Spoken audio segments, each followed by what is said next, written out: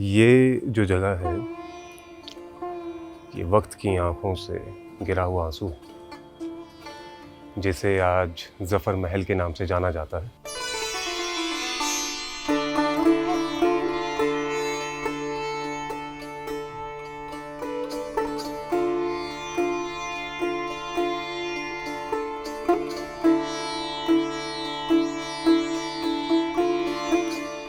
ये कहा जाता है कि आखिरी ताजदार, मुग़ल ताजदार रहे बहादुर शाह ज़फ़र, उनके वालिद साहब अकबर शाह सानी, उन्होंने यहाँ एक कोठी बनवाई थी।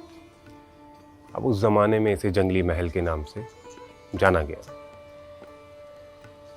फिर जब बहादुर शाह ज़फ़र बादशाह हुए तो उन्होंने यहाँ और इमारतें जो हैं वो बनवाई और इस जगह को ज़फ़र महल के नाम से जाना गया और आज भी उसी नाम से जाना जाता है।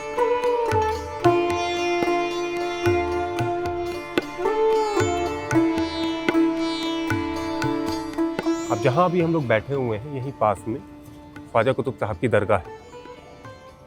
तो ये कहा जाता है कि बहादुर शाह ज़फ़र जो हैं, ज़िले सुबहानी, उनका ख्वाजा कुतुब साहब में बड़ा अकीदा था।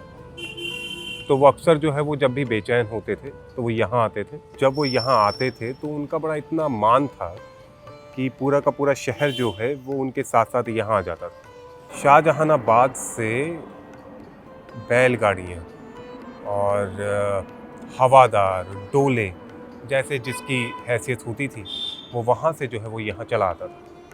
और जिसके पास कुछ नहीं होता था तो वो कोरा मटका ले लिया करता था, उसमें एक जोड़ा, नया जोड़ा और जो है वो जूती रखकर जो है वो सर पर रखकर उसको यहाँ ले आता था। और जब वो यहाँ आते थे तो बहुत सारी रस्म व रिवाज होती थी, बहुत सारे मेले ठेले होते थे, जिनमें एक मेला है छड़ियों का मेला, जिसमें अलग अलग खानकाहों से, अलग अलग दरगाहों से, आश्रमों से जो है सूफ़ी फ़कीर, जोगी, साधु जो हैं वो अपनी अपने यहाँ की छड़ियाँ लेकर यहाँ आते हैं और फिर यहाँ से अजमेर शरीफ चले जाते हैं।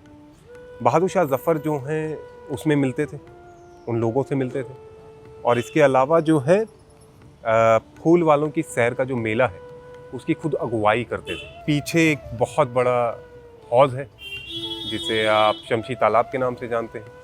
और फिर यहाँ पे बहुत सारी अमराइयाँ, बहुत सारे जंगल, तो दिल्ली वालों का हिल स्टेशन कह लें।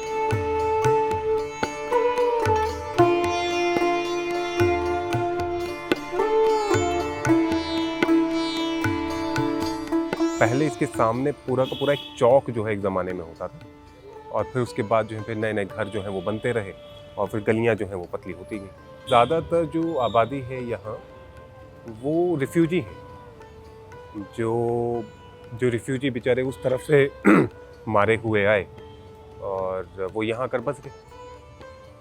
तो सिंधी लोग हैं, मुल्तान के लोग हैं, उस तरफ के पंजाब के काफ़ी लोग बसे हुए हैं। और फिर उसके बाद जो है यहाँ आसपास के गांवों जो हुआ करते थे वहाँ के लोग आके बसे हुए हैं। इसकी हालत दिन ब दिन बर्बाद हो रही है। मैं सालों से यहाँ आ रहा हूँ और जब भी मैं यहाँ आता हूँ तब मुझे कोई एक नई चीज़ टूटी हुई नज़र आती है। एक बादशाह है उसी घराने का जिसने ताजमहल बनवाया है और फिर एक बादशाह है उसी घराने का जिसने ये ज़फ़र महल बनवाया और आखिरी ताजदार रहा है मुगलिया ख़ानदान का। और वो ताजदार जिसने जो पहली जंग आज़ादी है वो उसमें वो शरीक रहा है। अब ये किसकी गलती है और इसमें क्या क्या किया जा सकता है ये बड़ा मुश्किल है कहना। किसको कोसें कि अगर वो कहीं और होते बादशाह तो कैसा होता।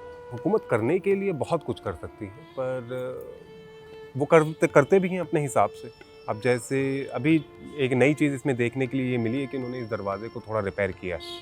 वरना पहले क्या होते थे, पहले यहाँ पे शराबें पी जा रही हैं, यहाँ पे बोतलें पड़ी रहती थी, लोग अपने कुत्ते घुमा रहे हैं अंदर, तो बड़ी बेकदरी होती थी। अब थोड़ा उसमें थोड़ी रोक जो है वो लगी।